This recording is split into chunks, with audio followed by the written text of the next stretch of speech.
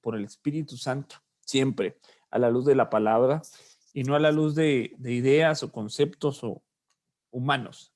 Entonces yo le quiero pedir toda su atención, por favor, y que ore conmigo, por favor, para que podamos eh, introducirnos a ello. Padre, en el nombre de Jesús, te damos muchas gracias, Señor, porque hoy nos sentamos a la mesa nuevamente, a la mesa del discipulado, en donde podemos, Señor, profundizar un poco, detallar, Señor, acerca de tu palabra, Señor.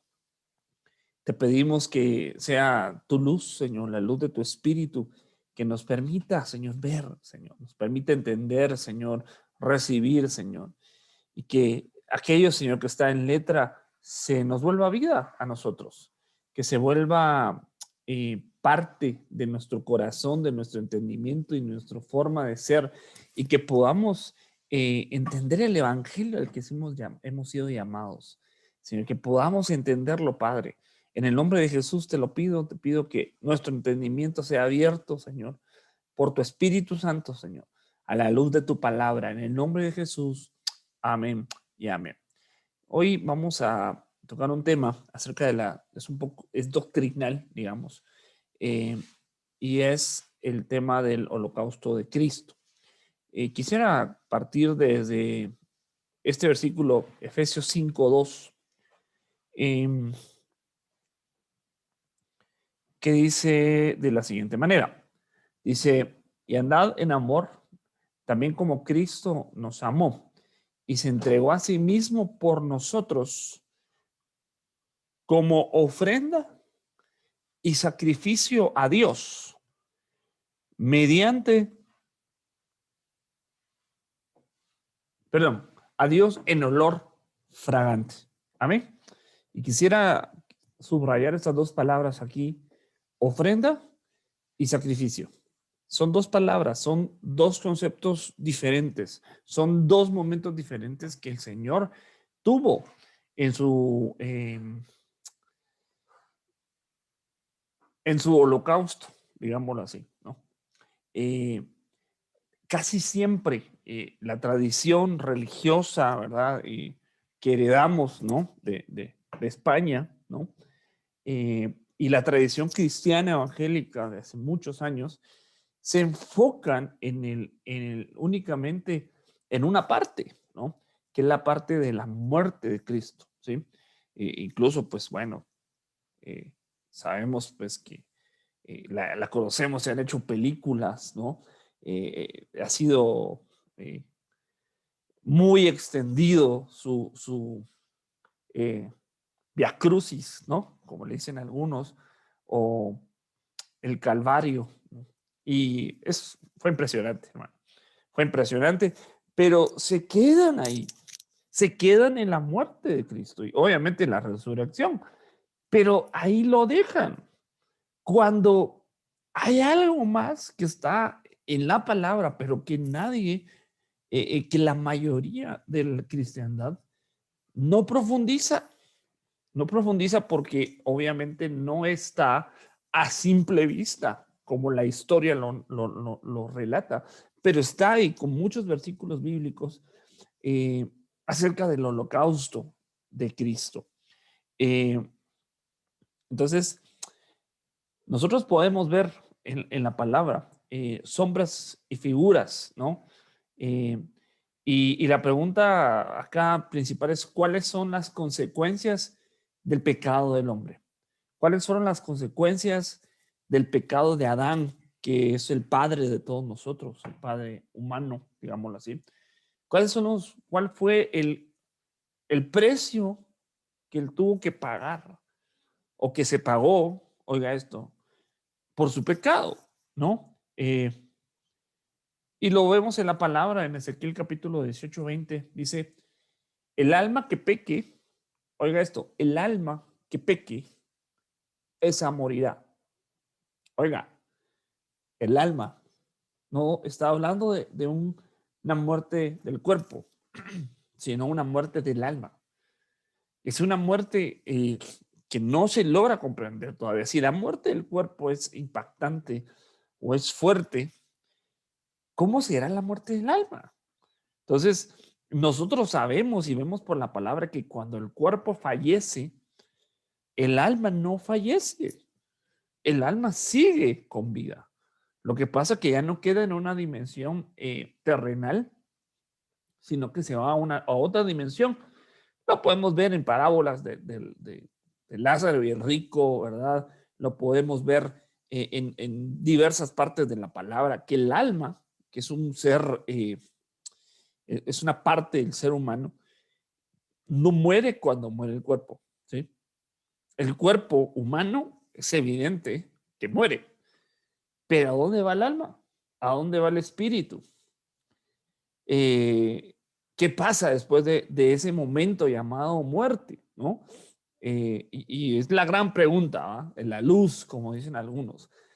Pero la Biblia habla de la muerte del alma y no está hablando de la muerte física, está hablando de una muerte del alma. Ok, mire, veamos acá. Porque la paga del pecado es muerte. Ahí está diciendo cuál es el precio que se debe pagar por los pecados del hombre.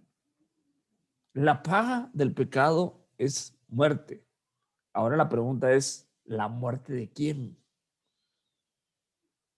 Más la dádiva, más el regalo de Dios, es la vida eterna en Cristo Jesús, nuestro Señor. Entonces, el pecado trajo muerte al ser humano. Y el Señor, como dice en Juan capítulo 3, versículo 16, que no quiere que nadie se pierda, sino que todos tengan vida eterna.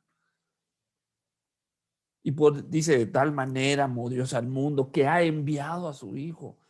Bueno, ¿pero para qué? Para darnos este regalo que el ser humano había perdido en el Edén.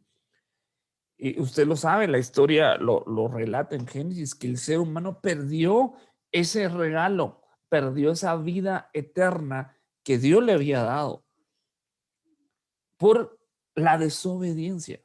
No tanto fue la fruta, sino que fue la desobediencia del hombre al ver la tentación y el querer ser igual a Dios que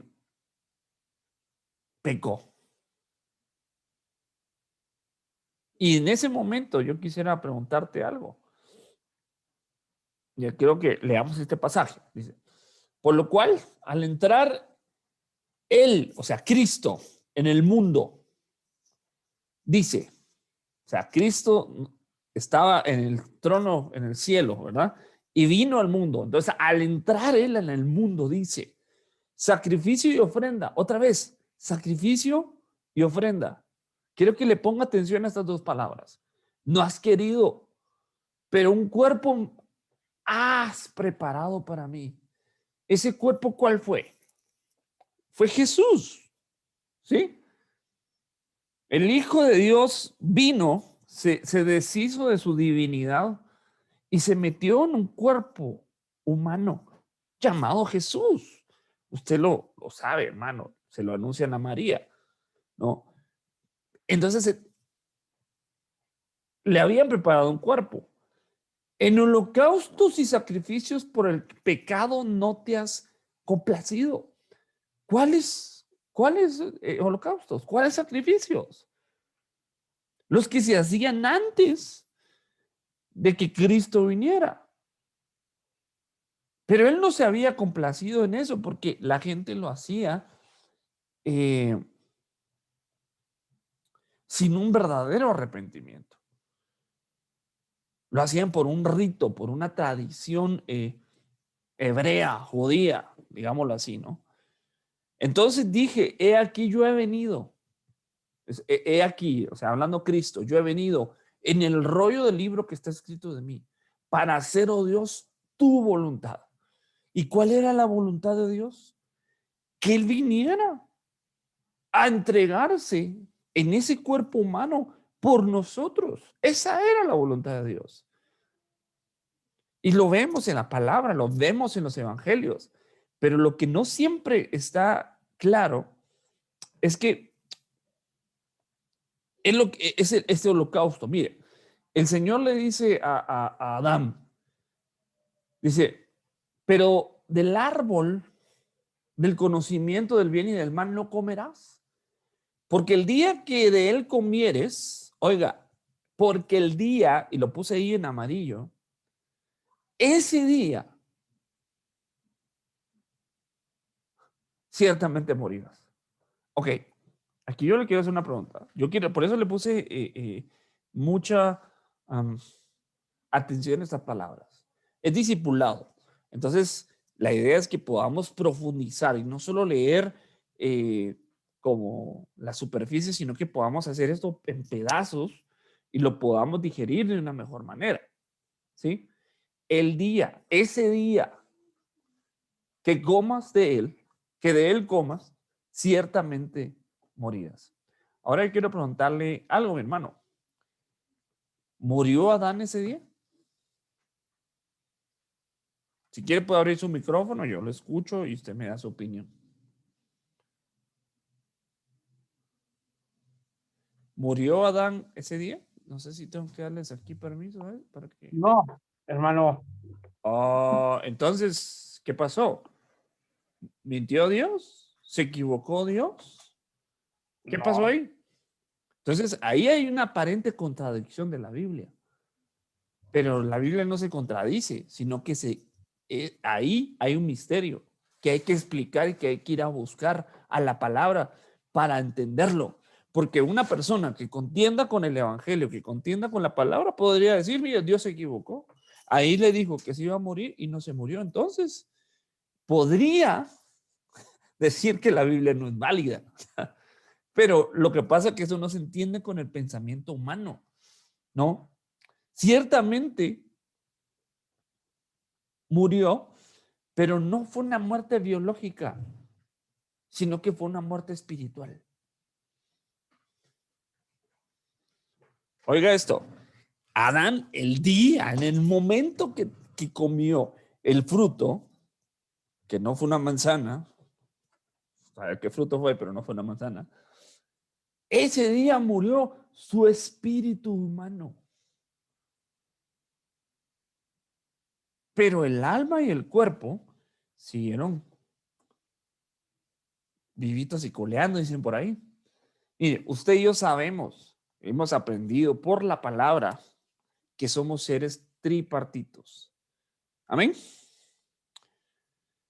Somos un espíritu, somos un alma que viven dentro de un cuerpo. ¿Sí?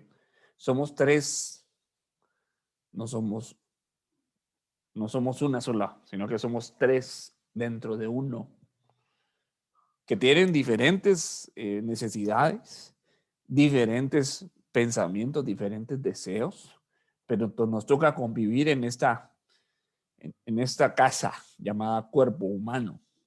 Eso lo podemos ver en 1 Tesalonicenses 5:23 que dice, y el mismo Dios de paz os santifique por completo. Oiga esto, por completo. O sea, ¿cuál es el ser completo?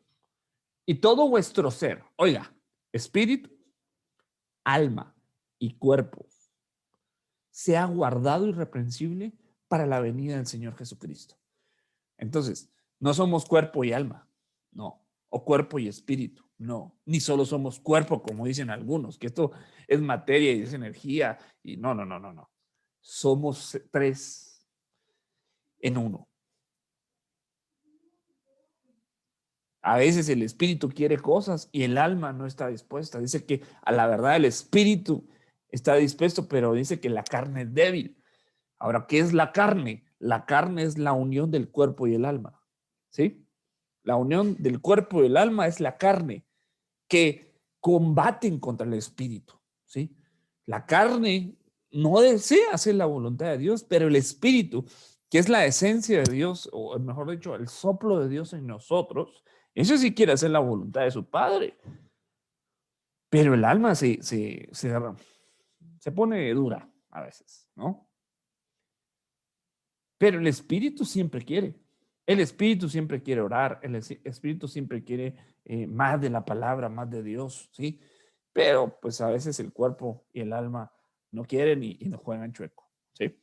Y nos ponemos carnales. Entonces, eh, Así estamos conformados. El espíritu, que es la autoridad o la cabeza de esta casa, ¿sí? Es el soplo de Dios, es el representante de Dios en nosotros, es la parte de Dios que vive dentro de nosotros.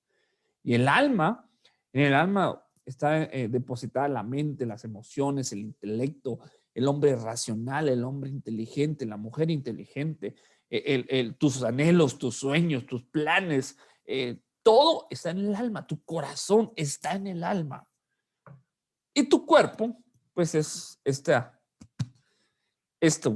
que se puede tocar, ¿no? Esto que se enferma, ¿no? Esto, ese cuerpo de bajeza, dicen algunos pasajes. Ese es un tabernáculo terrenal. Pero lo que vive adentro es lo que a Dios le interesa. Porque este cuerpo, si el Señor no viene antes, pues este cuerpo va a ir a la tumba, ¿no? O va a ser transformado. Pero lo que a Dios le interesa, que le interesa tratar es con el espíritu y con el alma. Como una prioridad, ¿no? Déjeme un momento, alguien estaba rayando ahí. Déjeme. Vamos a ver.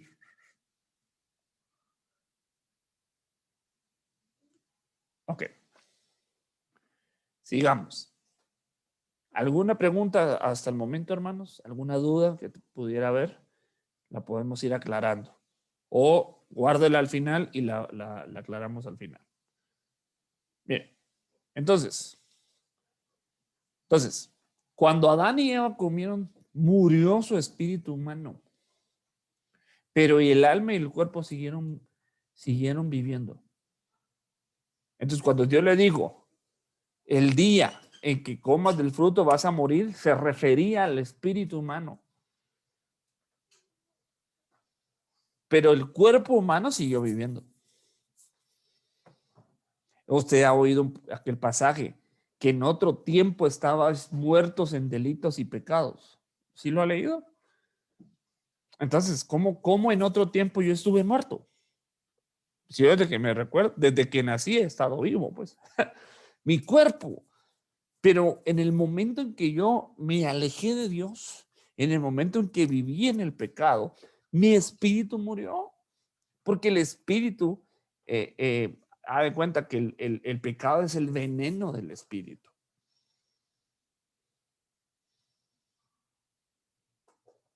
El pecado mata el espíritu. Poco a poco lo va matando. Y cuando hablamos de muerte, no hablamos de dejar de vivir. No hablamos de dejar de existir solamente, sino que la palabra muerte, al nosotros profundizar en esa palabra y entenderla un poco más, la muerte significa separación. ¿Sí? No significa dejar de respirar, sino significa separarse de. Eso significa muerte. Entonces, cuando nosotros morimos es que nos estamos separados de Dios. Dice, separados de mí nada pueden hacer. Entonces vamos a morir. Pero muertos vivientes, ¿sí? Existiendo pues, con una existencia, pero sin una vida, sin un propósito real. Bien, entonces, ¿por qué no murieron Adán y Eva? Porque alguien murió en su lugar. Alguien tomó su lugar, porque dice Génesis 3:21 que Dios les hizo vestiduras de piel para Adán y Eva y los vistió. ¿De dónde salieron? ¿Las fue a comprar a alguna tienda, alguna peletería? ¿De dónde salió esas vestiduras? Algún inocente puso su vida para que ellos no estuvieran desnudos, para cubrir su desnudez. Entonces hubo un sacrificio. Esas pieles no fueron gratis. Alguien dio su vida para que Adán y Eva tuvieran ese vestido. Entonces hubo un sacrificio por su pecado. Desde ahí nosotros empezamos a ver en sombras y en figuras o en ejemplos o si lo quiere decir en peras y manzanas, Dios nos está dando un mensaje y nos está diciendo, Adán y Eva pecaron y alguien tuvo que morir por ellos para que ellos pudieran vivir biológicamente. Entonces, en base a todo lo que acabamos de decir, podemos decir con certeza, con una certeza en la palabra, de que hay dos tipos de muerte. Una es una muerte biológica y dos es una muerte espiritual, ¿sí? El Señor Jesús les dijo a los fariseos, ustedes son sepulcros blanqueados. Ok, una persona es un sepulcro, pero ¿qué lleva un sepulcro adentro? Lleva un muerto, ¿sí? O sea, por fuera están muy bonitos, pero por dentro tienen un cadáver. Eso es lo que el Señor les estaba diciendo de otras maneras. Ustedes son muertos vivientes, son espíritus muertos en cuerpos vivientes. Son zombies espirituales. Digámoslo así, pues. Lo que le dice a los fariseos, a los religiosos, ustedes no tienen vida. Ustedes tienen conceptos humanos, pensamientos, tradiciones hebreas, judías o de donde venga, pero realmente no tienen vida en sí mismos.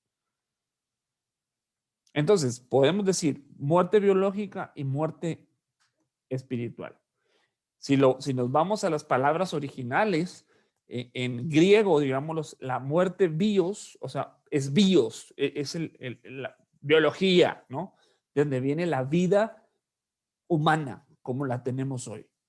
Pero también vemos la palabra zoe, que zoe, cuando nosotros nos referimos a vida eterna, la palabra que se usa ahí es zoe, es una vida como Dios la tiene. Y eso es lo que Él nos vino a dar. Él no vino a dar vida biológica. Esa ya la tenemos. Esa nuestros papás nos hicieron el favor. Y ahí se dio la biología. Pero la vida eterna, esa nos la trajo el Señor Jesucristo. Entonces, al haber dos tipos de vida, podemos decir que hay dos tipos de muerte. La muerte natural y la muerte eterna. La muerte natural yo no se la tengo que explicar, ¿va? Pero la muerte eterna, esa sí necesitamos ir a ver a la palabra que dice en Apocalipsis 21:8. Pero los cobardes, los incrédulos, los abominables, los homicidas, los fornicarios, los hechiceros, los idólatras y todos los mentirosos tendrán su parte en el lago que arde a fuego y azufre, que es la muerte segunda.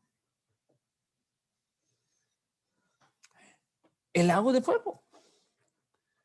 Mira, hermano, es un lugar terrible. Es tan terrible ese lugar que dice, ese no es el infierno, no. Si usted pone a buscar acerca del lago de fuego en Apocalipsis, dice que ahí van a echar a la muerte, al lago de fuego. Dice que ahí van a echar al infierno, al lago de fuego, que ahí van a echar al diablo. Hermano, ¿qué lugar será ese?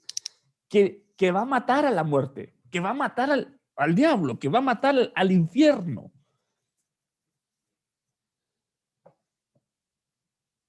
Esa es la muerte segunda. Nosotros conocemos perfectamente bien la muerte primera, que es la muerte natural. Pero ¿qué es la muerte segunda? Entonces hay vida eterna y hay muerte eterna. Y Dios no hizo ese lugar para el humano. Dios hizo ese lugar para sus enemigos. Pero los humanos que quieran seguir a sus enemigos, pues van a ir a donde su líder va. El lago de fuego Dios no lo hizo para ti y para mí, sino que lo hizo para el diablo, para el falso profeta, para la bestia, para todos esos seres terribles y los humanos que quieran acompañarlos. Quiera que no, hay humanos que también siguen ese camino, pero eso, que rechazan a Cristo, y eso es lo que el Señor vino, de eso nos vino a salvar. Entonces, cuando uno entiende que Cristo me salvó, pero ¿de qué te salvó? De esto, porque eso es lo que nos tocaba a nosotros por nuestros delitos y nuestros pecados. Entonces Él vino a tomar nuestro lugar, pero no solo en la cruz, sino que también en el lago de fuego. Mire, Isaías 42 lo dice: hablad al corazón de Jerusalén, decirle a voces que su tiempo ya es cumplido, que su pecado es perdonado, que el doble, oiga esto, el doble, o sea, 2 veces, ha recibido de la mano de Jehová por todos sus pecados. O sea, no solo es el precio, sino que 2 veces fue pagado. Entonces, si la paga del pecado es la muerte, aquí dice que recibieron el doble de esa paga. O sea, quiere decir que murió 2 veces. La muerte de la cruz, esa yo no se la tengo que decir, sino que lo que le vengo a hablar es de esa segunda muerte de Cristo, del holocausto. Él nos sustituyó a nosotros. Así como en el antiguo pacto, en la ley mosaica, el cordero, el animalito, sustituía al pecador. Y ese animalito moría en lugar del pecador. Así, eso venía a ser una representación, una sombra, una figura de lo que el Señor Jesucristo iba a venir a hacer hace 2000 años. Que en lugar de nosotros, los pecadores, Él iba a tomar nuestro lugar. Porque dice que el cordero, el animal, tenía que ser sin defecto, hermano. Ya ahí, solo ahí estábamos perdidos, porque ¿quién de nosotros no tiene defectos? Entonces tenía que venir uno perfecto. Mire, entonces, esto es lo que le estaba diciendo. Cristo pagó el doble por nosotros. El primer pago lo hizo en la muerte en la cruz del Calvario. Y el segundo pago lo hizo en su holocausto en el lago de fuego.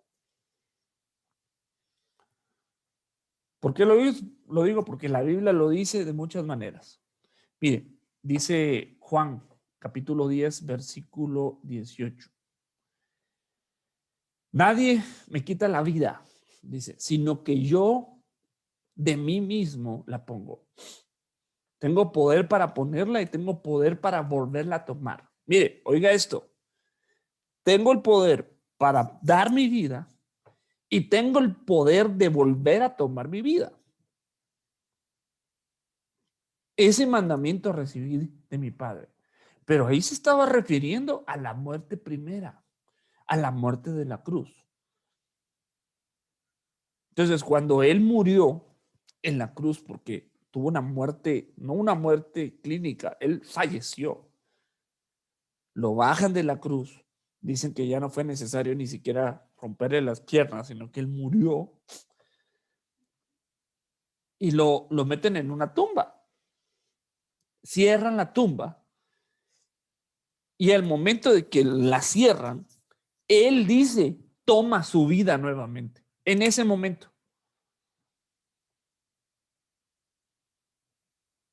No pasó 3 días y 3 noches ahí.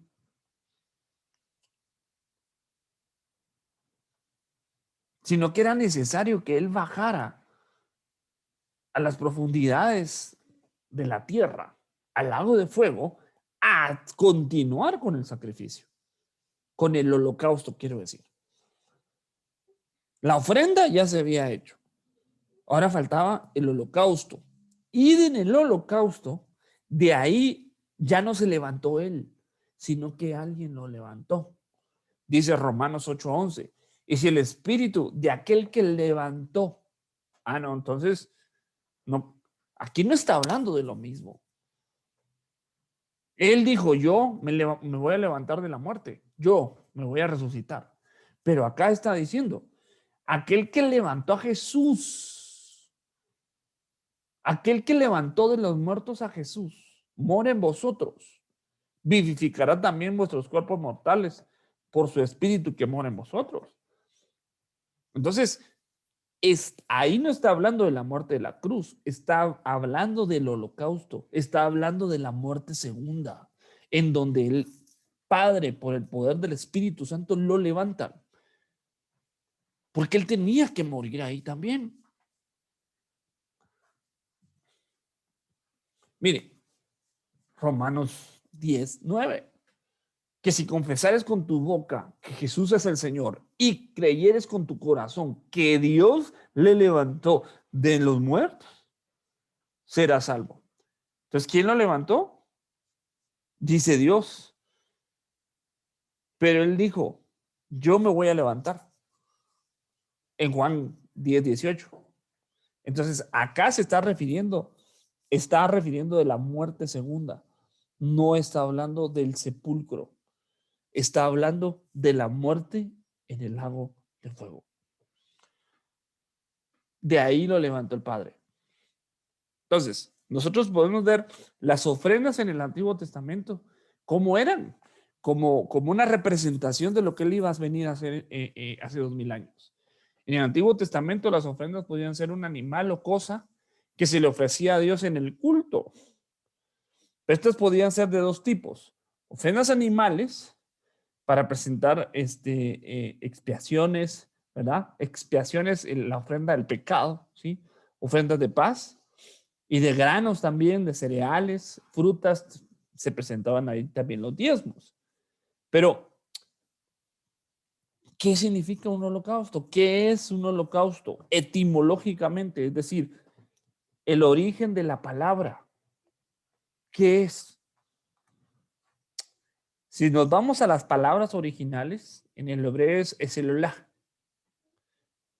que significa hacer ascender. El olá es algo que sube como un humo, así como cuando usted hace sus parrilladas, ¿no? Sube un humo. Ese es el olá, es algo que asciende, ¿sí? Eso es un holocausto. Y en el griego es la palabra holocautoma, ¿sí? Ahí está la referencia de la concordancia Strong para que usted la pueda ir a buscar, ¿verdad? Y pueda ir a profundizar sobre esa palabra. Y dice que esa palabra significa quemar totalmente. Eso es un holocausto, algo que se quema. O sea, no es un sacrificio nada más, sino que el holocausto es ponerlo en el fuego. Entonces vemos cómo se realizaba el holocausto en Levíticos 1:3. Si la ofrenda fuera un holocausto vacuno, que sea macho, sin defecto lo ofrecerá, de su voluntad lo ofrecerá a la puerta del tabernáculo de la reunión delante de Jehová.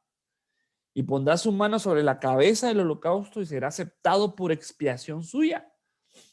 Entonces degollará el becerro en presencia de Jehová, y los sacerdotes de los hijos de Aarón ofrecerán las sangres y la rociarán alrededor del altar, el cual está a la puerta del tabernáculo de reunión. Y desollará el holocausto. O sea, desollar es quitarle la piel. Y lo dividirá en piezas. Y los hijos del sacerdote Aarón pondrán fuego sobre el altar y compondrán la leña sobre el fuego.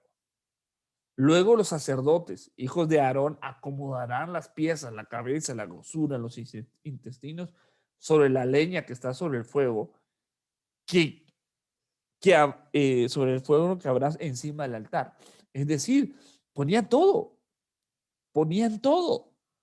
Usted puede ver ahí, es un poquito cruda la escena, ¿verdad? Pero no quedaba nada fuera. Todas las partes del animal eran quemadas. Esa era la ofrenda. Y nosotros vemos que Cristo murió y fue sacrificado. Pero ¿en qué momento pasó esto? ¿En qué momento fue quemado?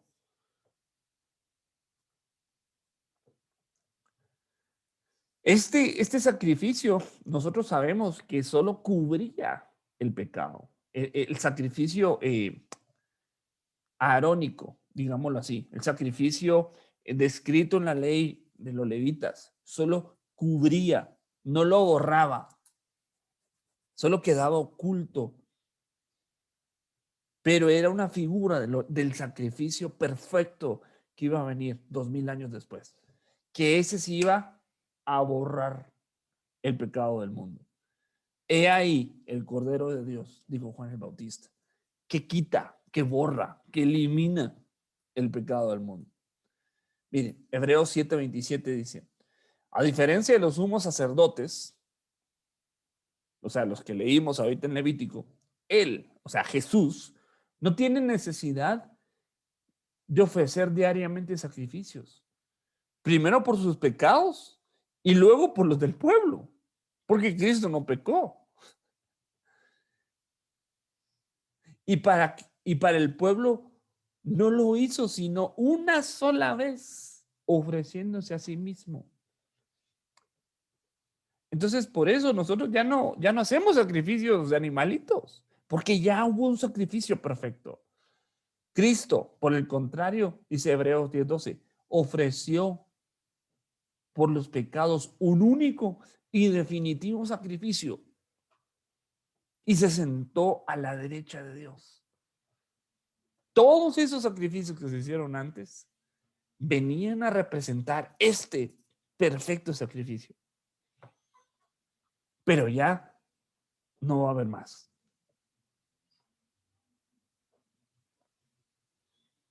Y cuando uno recibe a Cristo, no simplemente está creyendo en Cristo, sino que uno está aceptando ese sacrificio que Él hizo por nosotros. No es simplemente ahora voy a ser cristiano. No, no, no. Está diciendo yo acepto lo que Él hizo por mí. Y el que rechaza a Cristo está rechazando ese sacrificio, está rechazando ese regalo de Dios. Y hermano, perdón, no puede haber un pecado mayor que ese.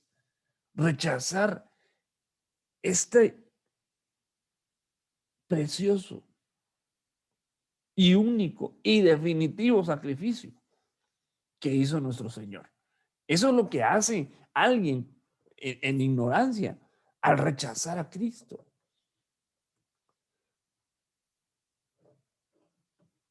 Hay una figura preciosa en el Antiguo Testamento que quedó como un ejemplo para nosotros, ¿no? Y esa la podemos ver en Génesis capítulo 22, del 1 al 7.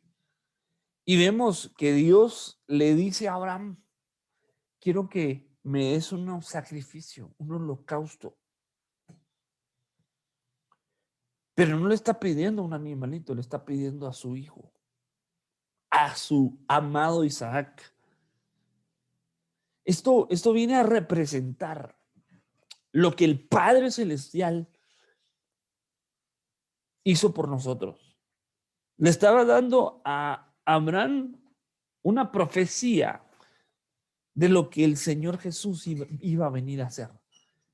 A Abraham le tocó, era una prueba para él, obviamente, pero era una representación de lo que el Padre del cielo y el Hijo del cielo iban a venir a hacer aquí en la tierra.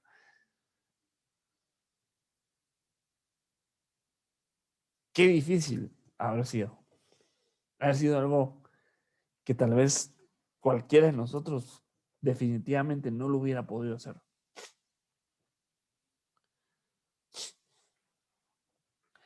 Y vemos ahí la figura de Cristo.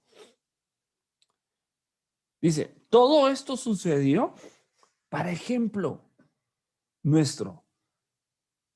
Todo esto, todo lo que le pasó al pueblo de Israel sucedió como un ejemplo para nosotros, como una figura, para que nosotros vivamos y nos guardemos de lo que ellos hicieron. ¿Sí está ahí conmigo, hermano? Entonces, mire, acá yo le voy a poner una tabla de comparación de lo que pasó con Abraham y lo que pasó con Cristo, ¿sí? El cuadro de la izquierda es lo que pasó con Abraham y su hijo Isaac. Por ejemplo, en la cita Génesis 21:2 dice, heme aquí, Isaac. Y en Hebreos 17 dice el Señor Jesucristo también dice, heme aquí, ¿no? Aquí estoy dispuesto, ¿sí? Génesis 22:1, Abraham, vemos por un lado a Abraham y del otro lado vemos la figura del Padre Celestial, ¿sí? De, de este lado de Isaac tenemos la figura de Isaac, ¿no? Que iba en lugar de un cordero, ¿sí? Porque Isaac iba a ser sacrificado. Y en Hebreos 17 viene el Hijo de Dios como el Cordero de Dios que iba a ser sacrificado. Dice, del lado de izquierdo, dice, subió al monte. También Cristo subió a un monte. En el caso de Isaac fue el monte Moria y en el caso de Cristo fue el Gólgota. Mire qué interesante. También cuando iba Abraham, Isaac, iban dos mozos acompañándolos. Y a Cristo eh, también lo acompañaron dos ladrones en la cruz. Como figura, como ejemplo, hermano, esto no puede ser coincidencia. La leña que llevaba Isaac era una representación de la cruz, obviamente hecha de madera, ¿no? En donde el Señor iba a ser sacrificado. Y la leña iba a ser necesaria para que sobre esa leña también Isaac iba a ser sacrificado. Entonces viene Isaac y pregunta, ¿dónde está el cordero para el holocausto? Y 2000 años después, un profeta responde la pregunta de Isaac y dice, he ahí está el cordero que quita el pecado del mundo. Digo, aquí no hay cordero, pero iba a venir después ese cordero. Y nosotros vemos que en el antiguo pacto había un sumo sacerdote, que era un sacerdocio eh, que venía de la línea de Aarón, hermano de Moisés, pero era temporal. Y al momento de que nuestro Señor toma ese lugar, Él se convierte en nuestro gran sumo sacerdote, en un sacerdocio eterno. Bien, hermano, este sacerdocio no tiene fin. Dice la palabra en Hebreos que nosotros tenemos este sumo sacerdote, pero ya no en la orden de Aarón, sino en la orden de Melquisedec. Usted sabe, hermano, lo ha leído en Génesis, que Melquisedec le salió al encuentro a Abraham, ¿se acuerda? Entonces ese Melquisedec era Cristo. Entonces, bajo ese sacerdocio es el que nosotros estamos. Ya no bajo un sacerdocio arónico, ese quedó en el pasado. Y nosotros tenemos el sacerdocio de nuestro Señor Jesucristo. Él es nuestro sumo sacerdote que no muere, ¿no? Entonces, nosotros podemos ver que en ese mismo monte en donde Isaac iba a ser sacrificado, en ese mismo monte, Salomón levantó el templo, el llamado templo de Salomón, que fue un templo glorioso, fue un templo con lo mejor que en ese momento pudo haber sido, se pudo haber construido. en ese mismo lugar hizo los sacrificios y los holocaustos. Dice que hizo 1000 holocaustos Salomón el día de la inauguración del templo. Porque sabía que ese lugar era un lugar especial. Era un lugar que representaba el sacrificio de Dios. Grandioso por todos nosotros. Miren, veamos algunas consideraciones acá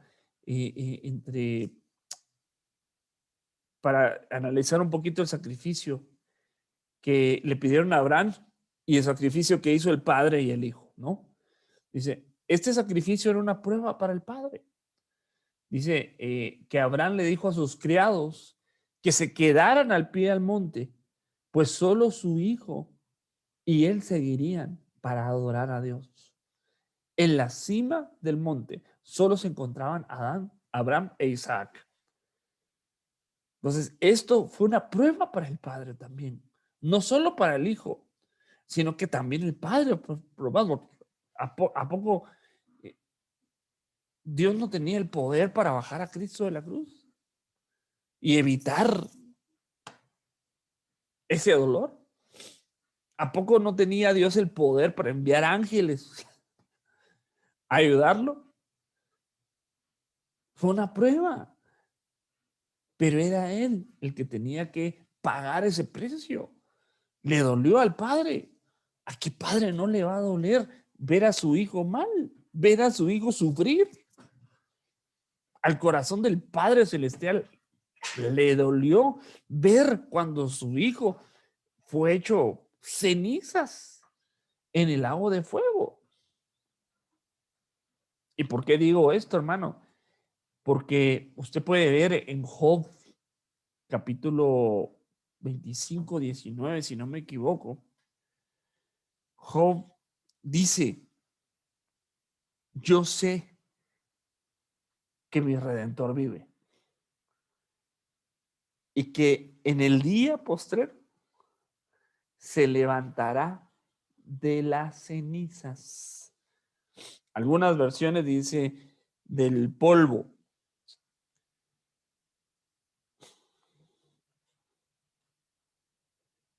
Ahorita le digo en dónde está ese pasaje.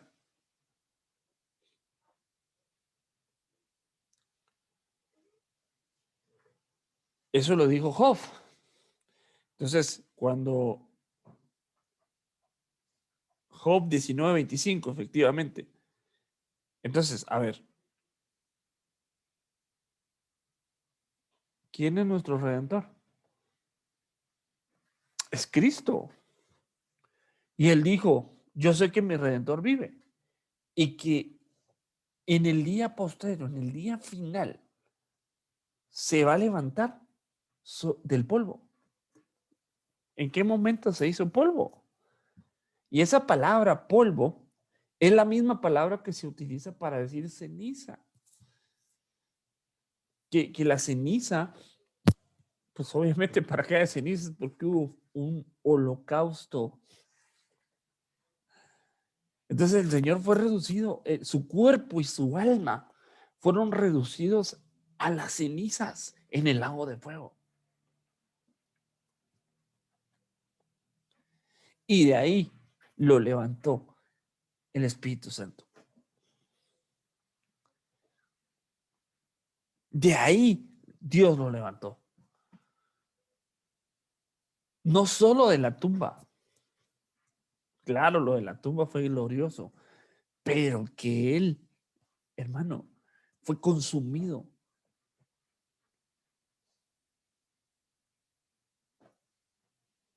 Y el Padre de ninguna manera lo iba a dejar ahí.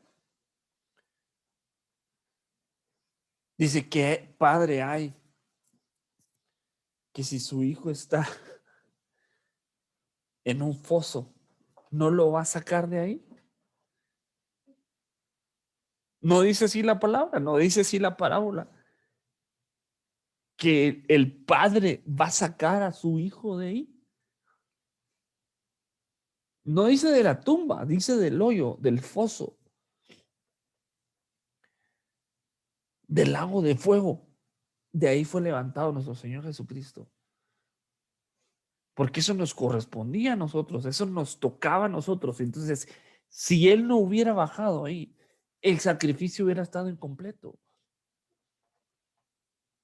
Entonces, esto nos puede ayudar a nosotros a entender un poco más el enorme sacrificio, el valor que tiene lo que nuestro Señor hizo. Mire, Isaac subió la leña para el sacrificio, ¿no? El hecho de que Isaac cargara la leña donde iba a ser sacrificado nos enseña algo profético, porque asimismo Jesús cargó la cruz, obviamente hecha de madera, en sus hombros cuando iba al Gólgota. Isaac llevó la leña, igual Cristo llevó el madero en el cual iba a ser sacrificado, ¿no? Pero esto es lo que no se queda ahí, sino que viene el Señor y dijo, así como yo voy a morir en una cruz, ustedes también necesitan morir.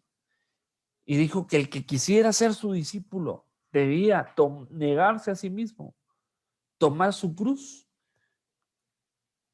es decir, tomando nuestras bajezas, nuestras pasiones, nuestros deseos, para después ser sus discípulos. Estar dispuestos incluso a dar nuestra vida por Él. Es que, mire, Cristo tuvo diferentes tipos de audiencias. Vemos que Cristo tuvo miles de personas que lo oían, le gustaba escuchar a Jesús. Eran fans, eran groupies, era gente que era fanática. Les gustaba, hermano, eran miles. Si no veamos la multiplicación de los panes y los peces. Pero cuando vino la palabra fuerte, la palabra dura, en Juan capítulo 6, todos esos no entendieron la palabra y se fueron. Lo tacharon de loco. Pero ¿quiénes se quedaron con él? ¿Quiénes fueron los únicos que perseveraron con él? Fueron sus discípulos. Y el Señor les pregunta, les dice, ¿ustedes también se quieren ir? No, le dice Pedro, Señor, ¿a quién iremos? Solo tú tienes palabras de vida eterna. Porque eran discípulos, habían subido de nivel, ya no eran oyentes, ya no eran fans, ya no eran simpatizantes, sino que eran discípulos, eran cercanos, ellos estaban con él cerca. Entonces, el discípulo, el que es discípulo, es porque ya murió, ya tomó su cruz y ya murió. Y está dispuesto a seguir al Señor a donde Él vaya.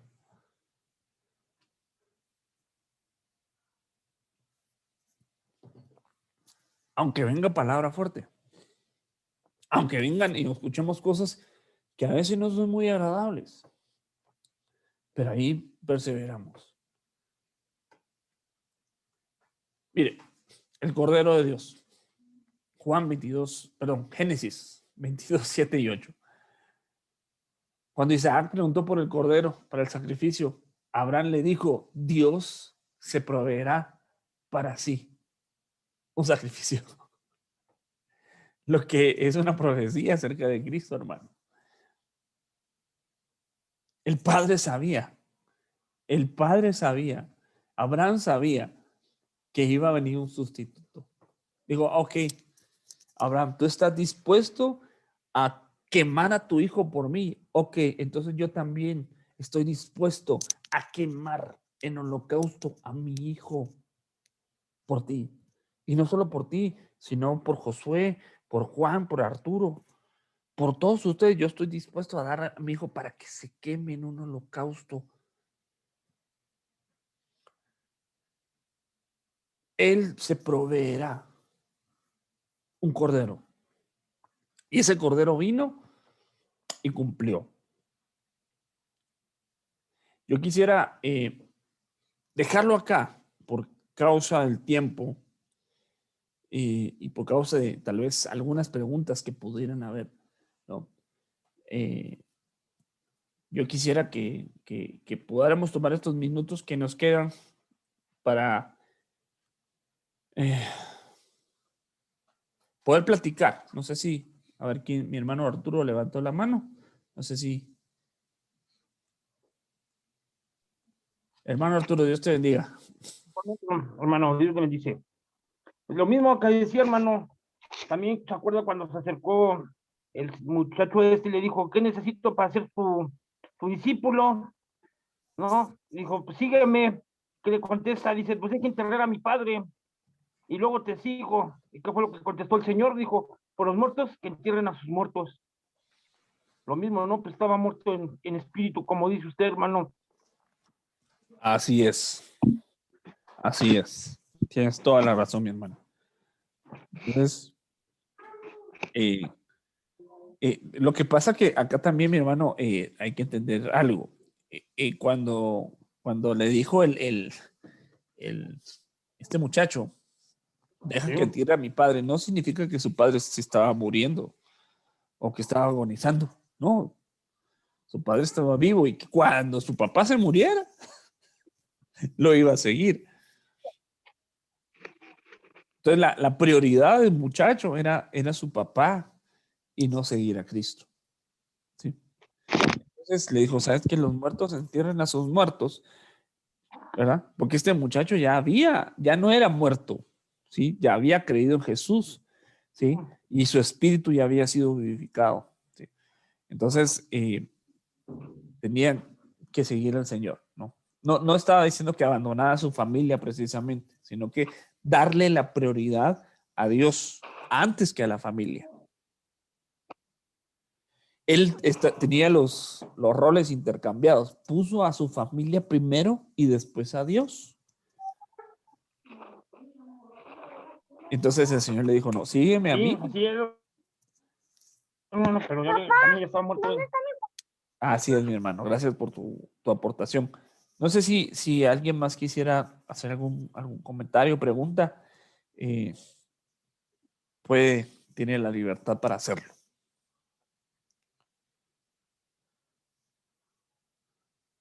Mana Mari, Dios te bendiga, manita. O Rafita, no sé quién de los dos será. Hola, hola. Ah, Rafita, ¿cómo estás? Bendiciones, bien. Bendiciones, hermano. Qué gusto Es que oírlos. estamos aquí en Morelia, pero nos conectamos con el teléfono de Mari. Qué gusto me Bendiciones, un saludo para todos. Mira, yo tengo cierta duda en cuanto a que parece ser que este tema,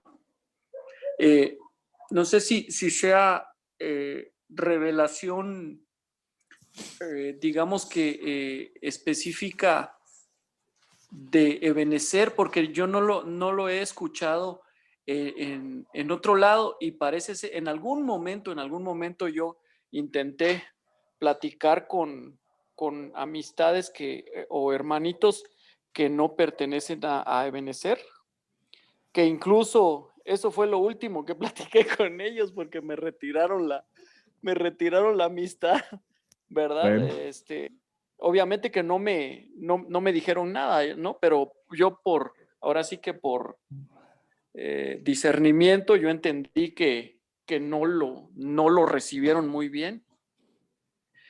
Sin embargo, pues a mí me queda muy claro, ¿verdad?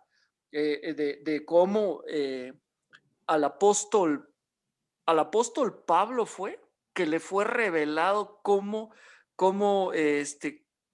el tabernáculo, digamos, en el cielo, ¿verdad? Eh, el orden y todo o digamos que como una maqueta de cómo era el real, tal vez, de lo que fue en la tierra en el Antiguo Testamento, donde estaba el atrio, ¿verdad? El lugar santo y el lugar santísimo, como tres lugares diferentes. Entonces, yo podría entender cómo en el atrio, ¿verdad? Son quemadas las ofrendas, para poder, digamos que es el primer nivel, ¿verdad? Para que posteriormente existiera un lugar santo con otro nivel, con otros, digamos, otros oficios distintos, y luego el lugar santísimo, ya con un lugar específico, pero era como ya el último nivel, digámoslo así, en donde solo ahí se podía ver la presencia de Dios, ¿verdad? En el atrio no se veía. Entonces, pues a mí, con el tema que tú nos das, me queda, pues claro el nivel hasta donde llegó nuestro Señor Jesús para pagar por nosotros, que no solo fue en la cruz, o sea que la cruz fue lo visible, digamos, para nosotros, para Así es. nuestros ojos naturales, ¿verdad? Así Pero es. el lago de fuego es únicamente bajo una revelación, bajo algo que a la vista natural y a nuestro razonamiento, digamos, natural, que no cabe, ¿no? En nuestros pensamientos. Bueno, no, si no es por revelación del Espíritu, eso pues nos hace pedazos a nuestro razonamiento, ¿no? O a nuestra inteligencia para poder comprender el nivel. Entonces, esa duda tengo. O sea, si esta doctrina, digamos Mm. que es de dominio de algunas, vaya, de algunas otras, como denominaciones Ok. o ministerios. Fíjate que realmente esta enseñanza viene desde los tiempos de Lim, de hermano Otto. Desde ahí viene, imagínate, desde hace cuánto, ¿no?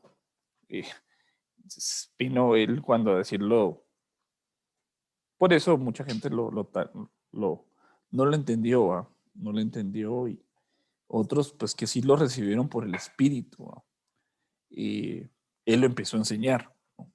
Él lo empezó a enseñar desde esos días, imagínate. Eh, y definitivamente es una revelación que Dios le dio a esos siervos.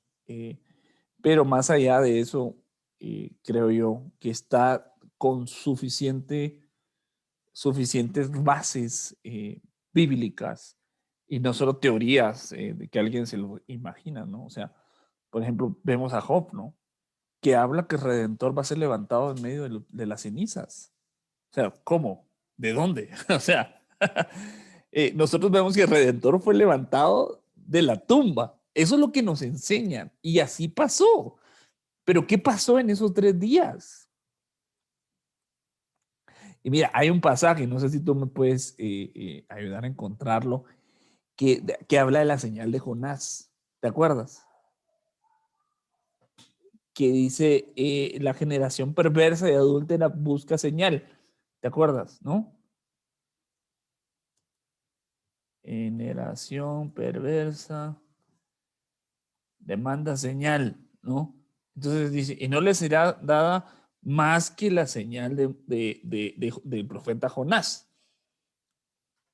Vamos a ver, vamos a ver. Vamos a ver. Eso está en Mateo 12. No sé si me pueden acompañar ahí, solo para poner otra base bíblica u otra piedra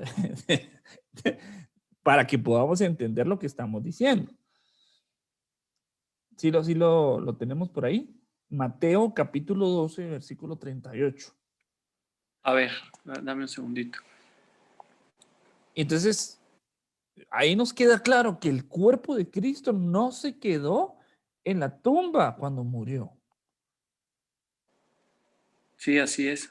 Dice, Entonces respondieron algunos de los escribas y fariseos diciendo, Maestro, déjanos ver de ti señal. Dice. Y él le respondió, la generación mala y adúltera demanda señal, pero señal no le será dada, sino la señal del profeta Jonás. Es decir, en ese momento no les iba a dar señal, sino que en el futuro les iba a dar la señal del profeta Jonás. Porque como estuvo Jonás en el vientre del gran pez 3 días y 3 noches, así estará el Hijo del Hombre en el corazón de la tierra. 3 días y 3 noches. A ver, no, pero a ver. Al Señor dice la Biblia que lo pusieron en una tumba, ¿sí? Pero ese no es el corazón de la tierra, ¿estás de acuerdo? Dicen otras versiones, en las profundidades de la tierra.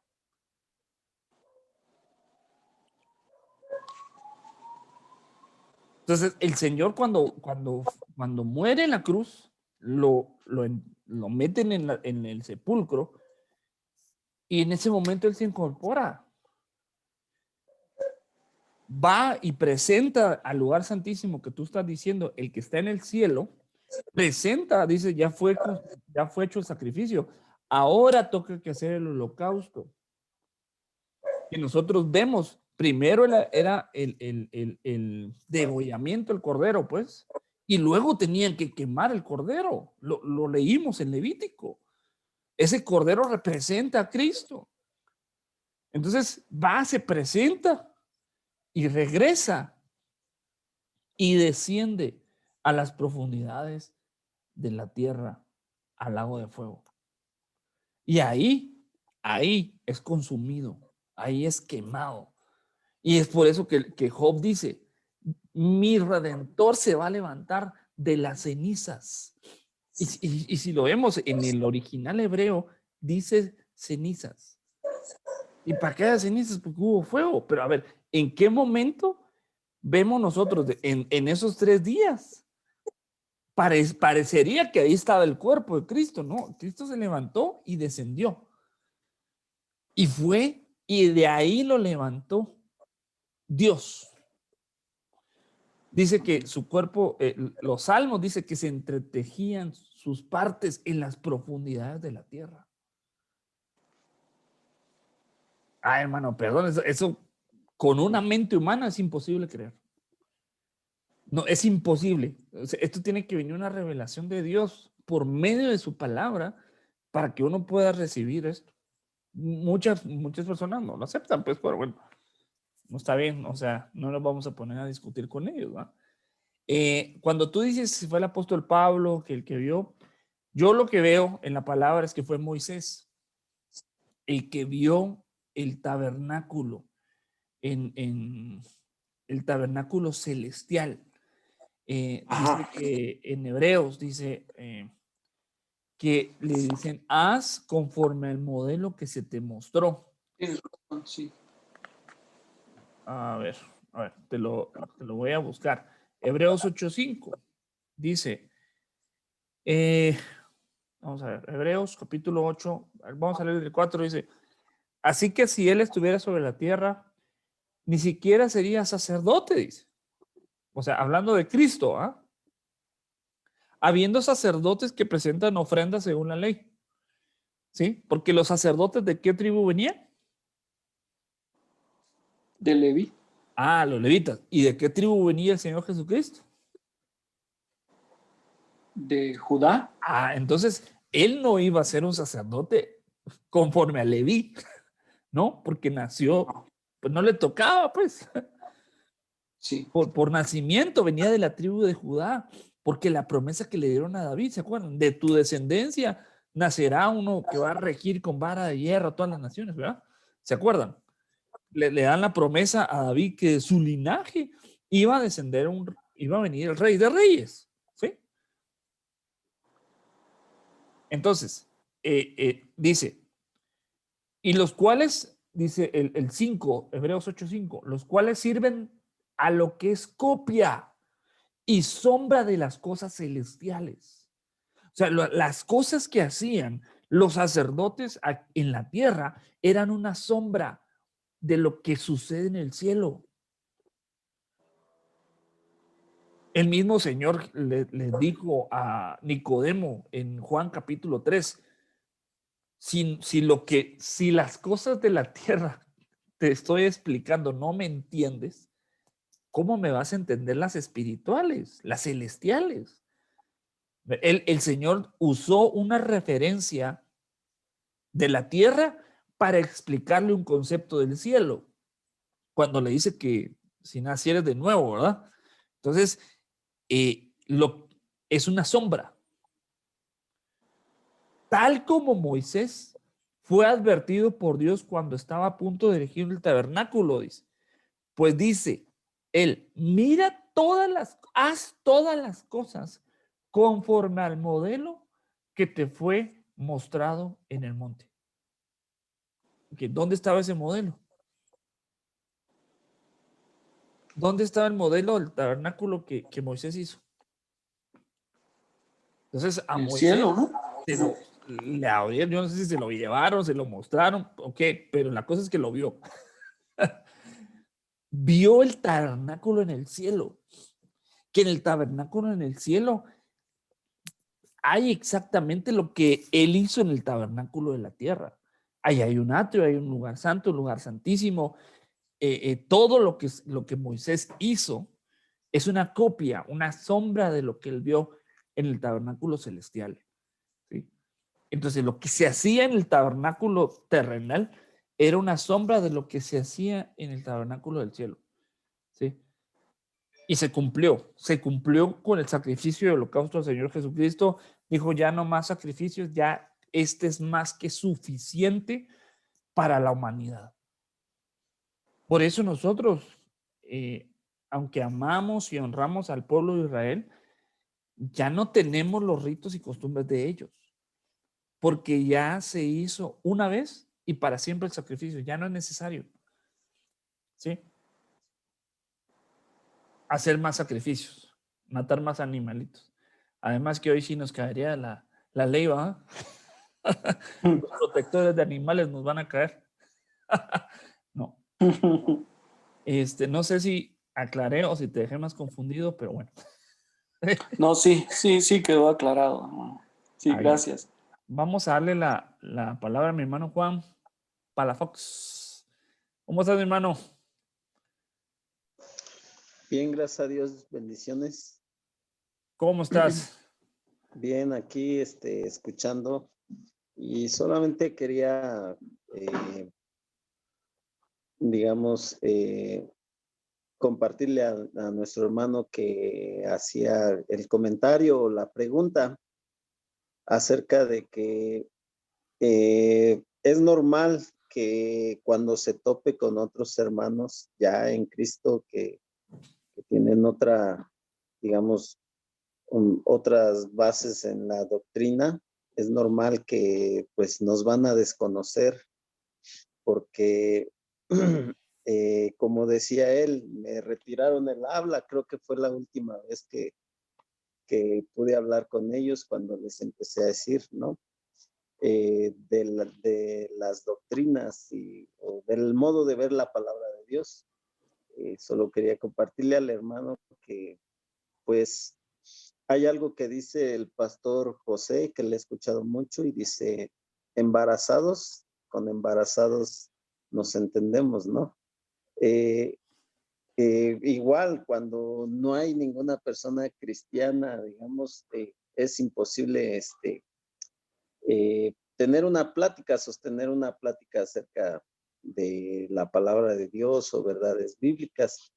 Y luego cuando empezamos a descubrir la doctrina del Ministerio Sebenecer, que como dice usted, hermano, viene a través del apóstol Otoniel,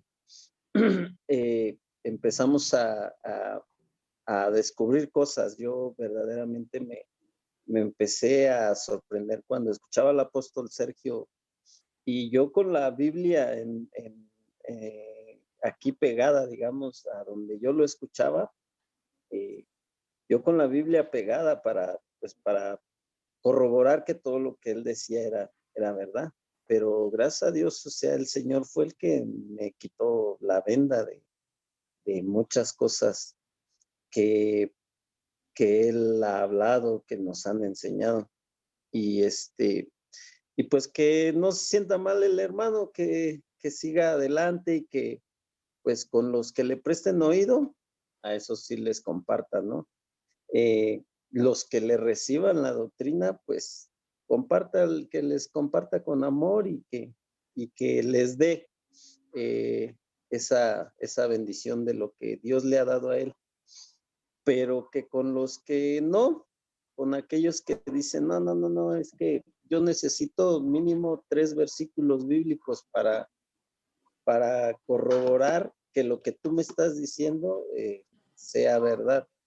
Con esas personas luego muchas veces pues no se puede hablar, aunque ya sean cristianos, ellos ya están, digamos, habituados, ya están basados en las doctrinas, digamos, pues en su doctrina ya están bien arraigados y pues solamente pedirle a Dios por ellos, ¿no? Y que así como Dios nos ha estado quitando la venda a nosotros o ha estado quitando el velo de la palabra de Dios para entenderla de otra perspectiva, pues de la misma manera lo haga con los demás hermanos. Era lo que quería compartir o añadirle a nuestro hermano y la verdad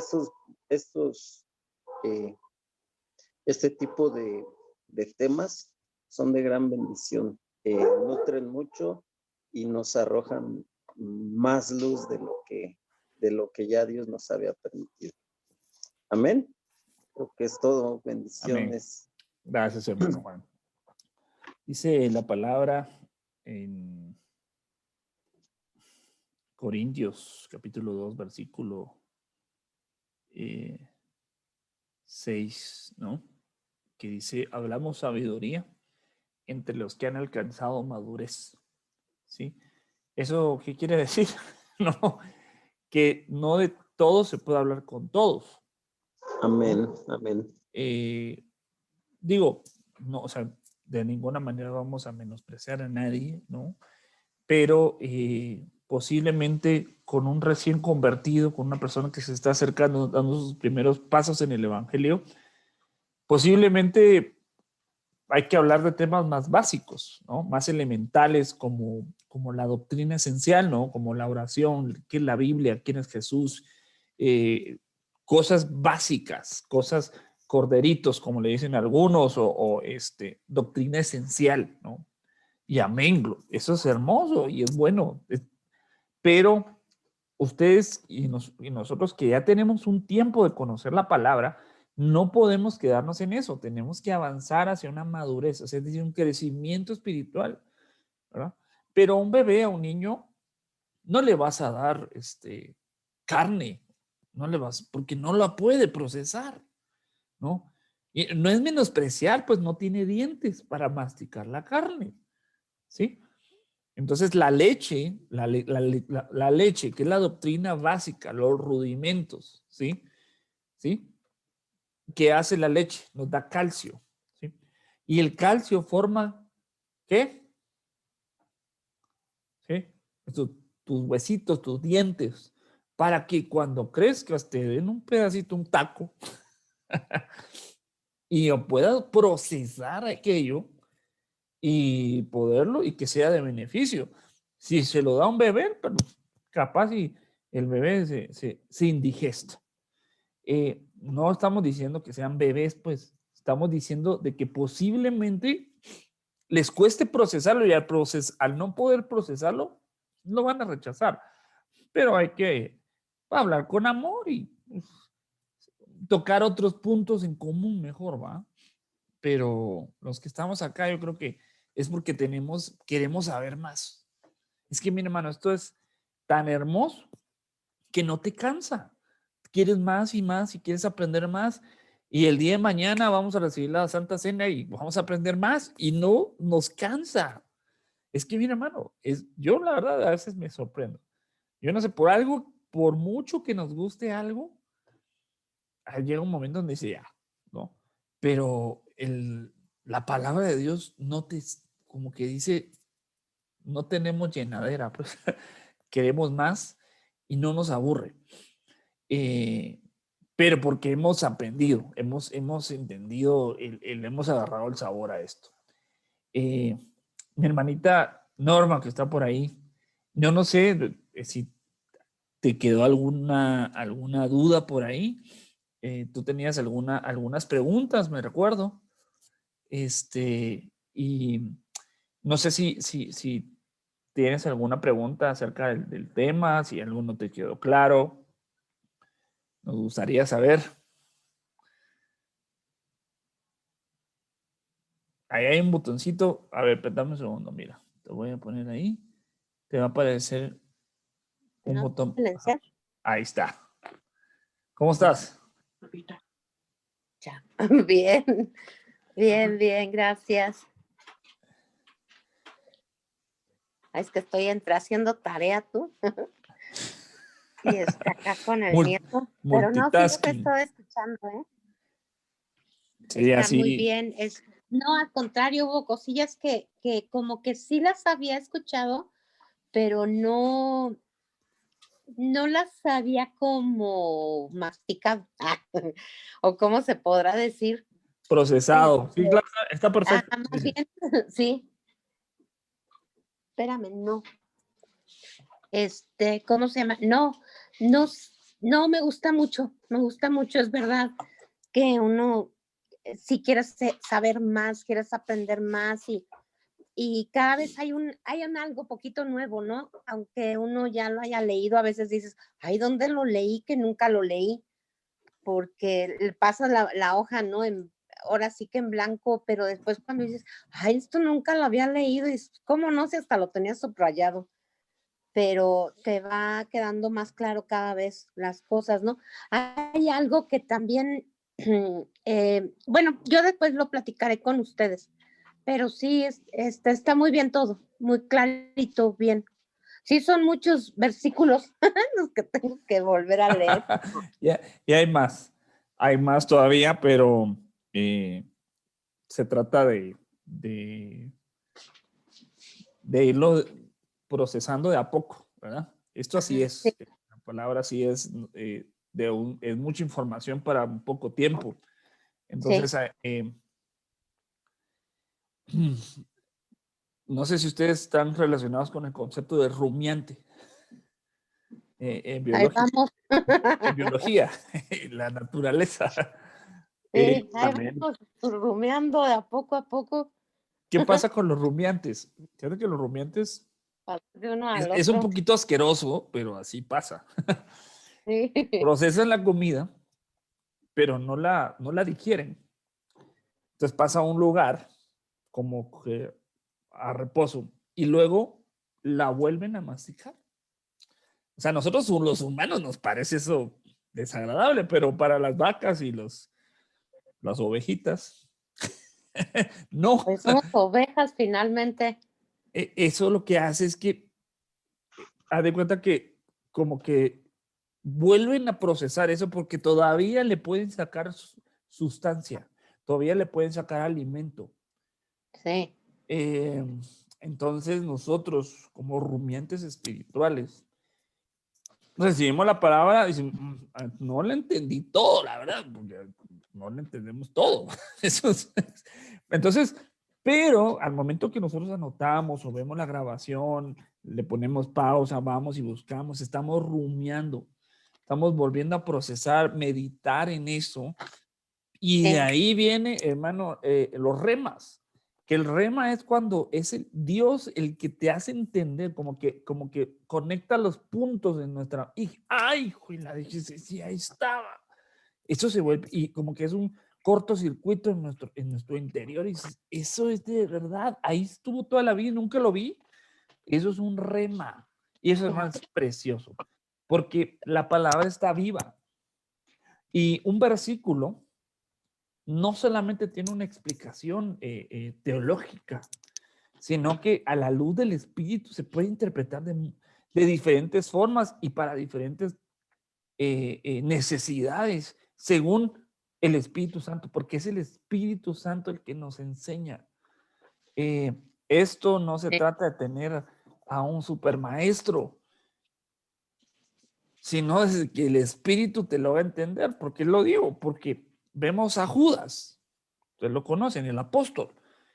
Él tuvo el mejor maestro de todos, ¿Cómo no? pero no entendió. No captó quién era Cristo. Imagínense, o sea, ahí no podemos decir que tuvo un mal maestro. Él aprendió del mejor, pero no entendió. No se le hizo rema aquello. No lo bajó de aquí al corazón.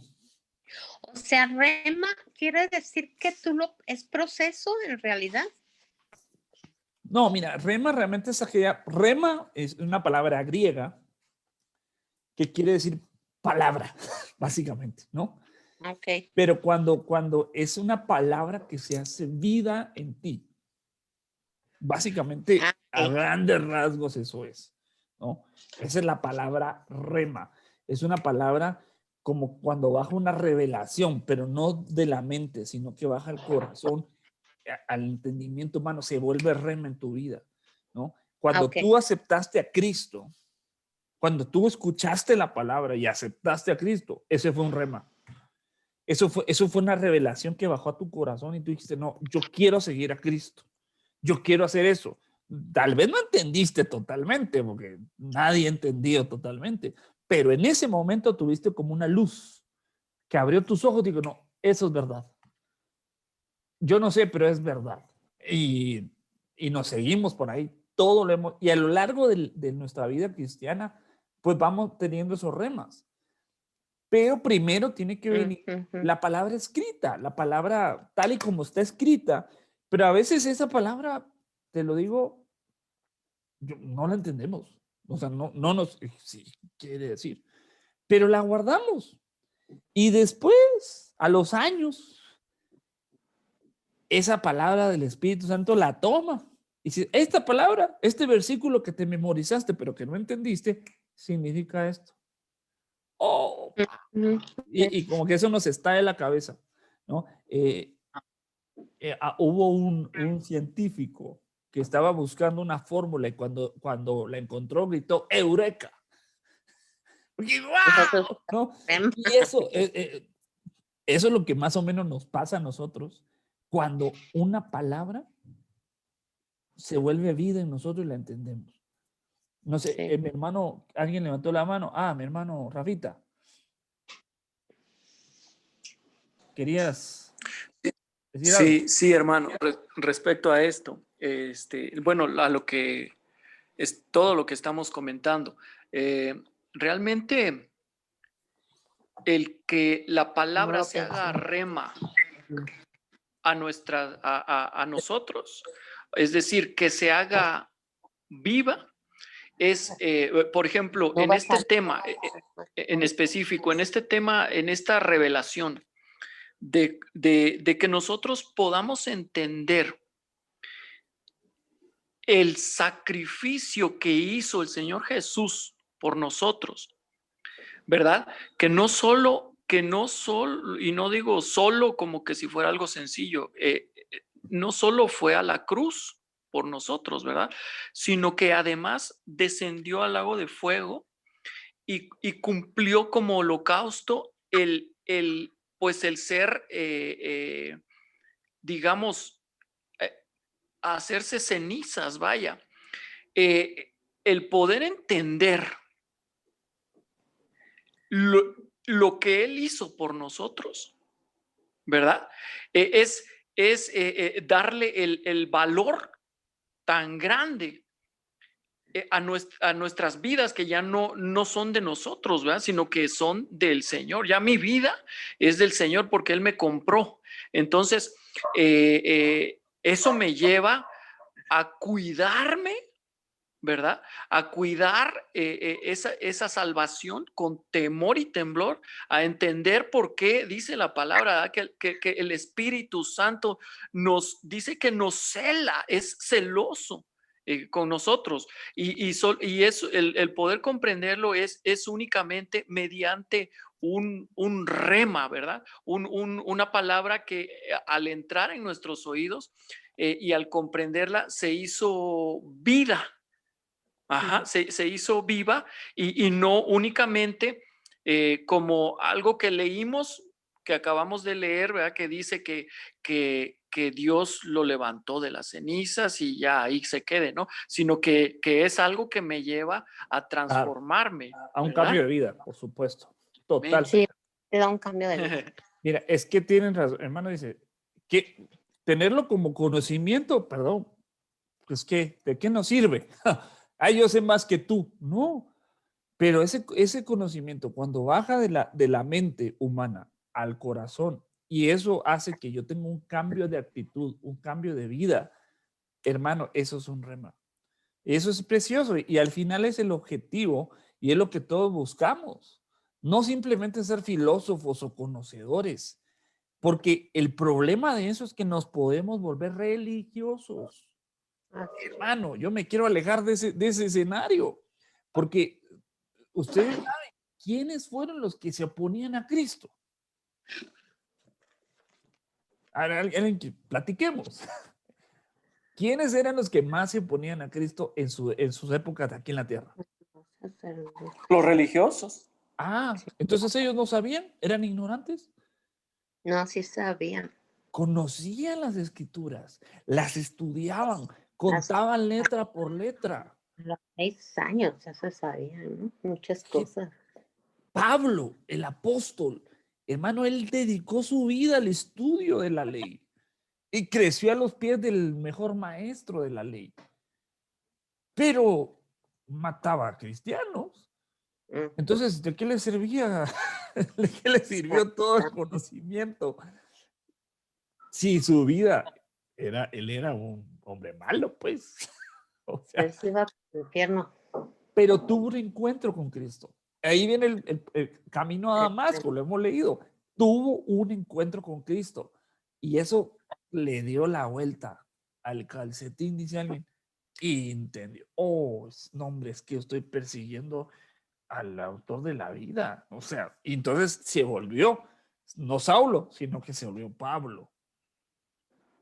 Entonces, pero, y cuando uno se llena de conocimiento, se puede volver religioso. Veamos los religiosos de hoy en día. ¿A poco no tienen ellos los mismos versículos que tenemos nosotros? La misma Biblia y hasta mejores tienen. Y la leen, las estudian en años, en seminarios. Y vemos un cambio de vida en algunos. No, porque esa es una palabra en letra. Letra es logos. Entonces, cuando nosotros nos acercamos al autor de la Biblia, él nos empieza a explicar y nos empieza a convertir el logos en un rema, ¿no? Y eso es precioso, maravilloso. Mis hermanos, amados, no sé si alguien más tiene alguna aportación, pregunta, duda, comentario y quiera decir. Bueno, Juan, vi que levantó la mano. ¿No? No, solo se está despidiendo. Mis hermanos, qué gusto, la verdad. De esto se trata el discipulado. El discipulado no es una prédica, así, un sermón, sino que es una plática. Es compartir el pan. Es hermoso y es edificante, ¿no? Lamentablemente no lo podemos hacer por la distancia o por contingencia, no lo podemos hacer, pero tenemos estos medios y nos podemos oírnos, podemos vernos y es una bendición poderlo hacer. Yo sé que algunos hermanos que están conectados de las 5 de la tarde, ¿no? Y ya son las casi 9. Entonces, y ahí están, ¿no? Entonces se ve que tienen hambre de la palabra y de veras les felicito. Si ya no hay comentarios o preguntas, vamos a hacer una pausa. Nos vemos mañana a las 11 de la mañana. Vamos a tener Santa Cena. De las 11 a las 11:40 alabanza. Luego tenemos un tiempo de oración de 20 minutos y luego viene la palabra. Y mañana pues prepárense con su pan, su jugo de uva, su vino, porque vamos a recibir la bendición de la Santa Cena. Entonces, nada más para que no le vayan a cerrar la tienda. Se prepare. Y más que los elementos, preparemos nuestro corazón, ¿no? ¿Verdad? Que el Señor les bendiga, mis hermanos. Les mando un cordial saludo a todos, en donde quiera que estén. Que el Señor les bendiga, les guarde y estamos en contacto. Amén. Dios les bendiga. ¿Y Bye, dónde hermano. se- Ahora, Hasta la vista.